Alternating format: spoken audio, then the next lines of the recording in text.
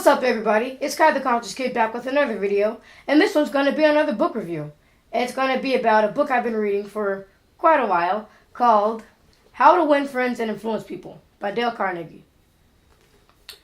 So, overall, from a rating of 5 stars to 1 star, if you're thinking of it for a business and helping you just get with people, I'd say it was a 5 because it does tell you a lot of good strategies.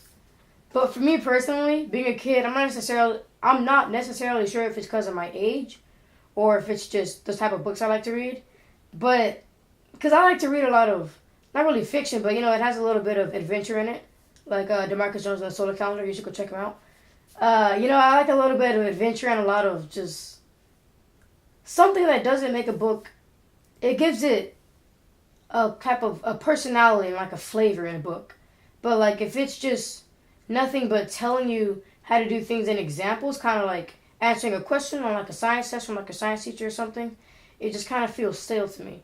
So, me personally, I'd probably give this maybe like a 3, because it's the only book you need to lead you to success. I agree with that totally. Maybe not the only book, but it's pretty good. But yeah, with me just kind of being where I am now, I did use this. I have used it already before. Sometimes after I read a chapter, my mom will talk about the book and talk about ways that I could use it at my own house and even at school, other places I go. One of the chapters is talking about getting someone to do something that you want them to do that they may necessarily dread, but if you want them to do it like really well, then you kind of want to make them feel like they have an advantage or there's a plus side of doing that too, so then they won't feel like necessarily being like it's like a chore type of thing, and they'll feel like that's what I do, but it's not only what I do, it's what I do well.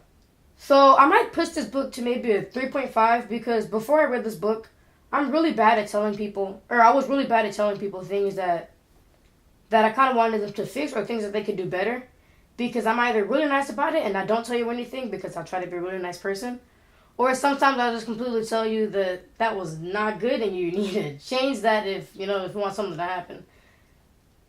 So yeah, usually I just don't tell people if something's bad about it, which that could affect them in the future. Like let's say they're writing an essay to get into something and they have me proofread it, and instead of me telling them like a bunch of mistakes, I'm just like, yeah, it's pretty good, and I'll just be like, well, maybe you misspelled this one word, but then like that's it. Their essay, they could not get in there because I didn't tell them the things that were wrong with it. And then if I go too hardcore, they might get mad because, they spent all this time writing that essay. And then I'm telling them, you spelled this wrong. I don't understand what you're saying in this sentence. I don't understand why you included this paragraph. Saying all of that. That's a lot they could take to heart. And especially if you do words like, you did this and wrong, then people tend to take those to heart if you're saying that they did it and you're saying they were wrong. Because one thing that he said in the book is that the word that people take the most possession in is the word my and I, something that I do, or like me. Because it's like, usually when you say that, you're talking about something that you're proud of, something that you did. So you're saying, this is my essay, you're saying like, it's my essay, I spent all this hard work and time on it.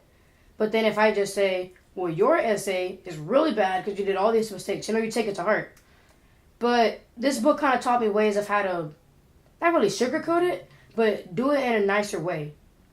And another thing that I'm really bad at doing, which something my mom and my brother have even noticed, is that sometimes when there's something bad that I want to tell them, and so it's something they do, I'll tell them a bunch of good things, and then you're supposed to tell them something, or something necessarily that's bad, but something that they could fix or they could work on.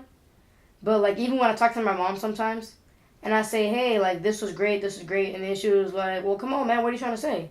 And then I have to say it, and then she's just like, well, with my mom, she's fine about it, because we're kind of we're family, we're used to telling each other things that sometimes we do bad.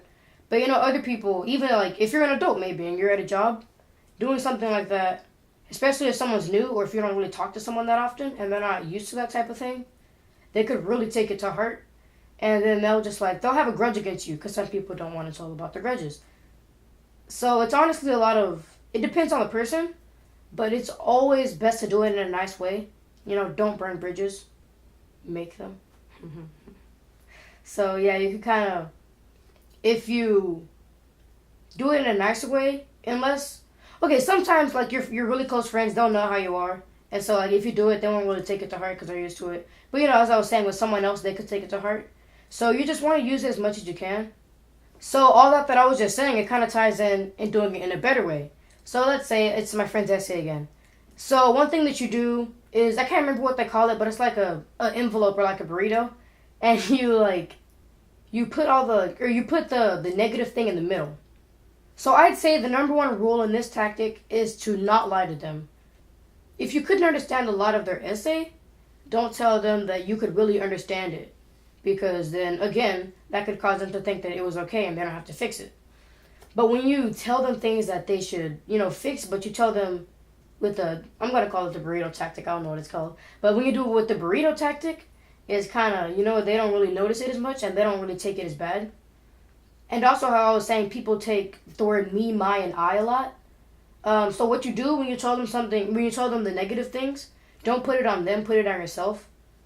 So for example, let's say again, there's a lot of misspelled words. You could say, I could understand a lot of your essay, and I really like how you connected everything and all that fit together. But your storyline was really amazing. So maybe later on we can go work on that, yeah? And then they'll just they won't feel as bad about their mistake on the misspelled words. And then with you going there and working on it with them, they don't feel like, well, I just did all this hard work, and then they want me to go back and do more hard work. If you say you're going to do it with them and you actually do it with them, because, again, don't lie. But that's just one of the many ways that this book can help prepare you for the future. And I'm looking on the back here, and it says that go after the job you want and get it. Take the job you have and improve it. Take any situation and make it work for you. And then it says, the most groundbreaking guidebook of all time introduces simple and life-changing concepts such as a simple way to make a good first impression, how to criticize other people and not be hated for it, an easy way to become a good conversationalist, what to do when nothing else works, making people glad to do what you want, and much, much more. And then it says, and then he has more award-winning books, but I haven't read those yet. Just this one. But yeah, so I definitely recommend this book to any adults, anyone who has a job in general, anyone who wants to improve their life or their situation. Almost anyone, unless you're like a younger kid and you're not really focused on business things. You want to just have more fun with your life and read really books about fantasies, and then things about dragons and princes and princesses. But no, just, magic, things like that. If you're more into those books, this book could still be good for you. Heck, maybe if you want to start some type of business that has to do with creating real-life fantasy things. I don't know. But, you could just use that to make a conversation, because sometimes people will laugh at you when you propose an idea.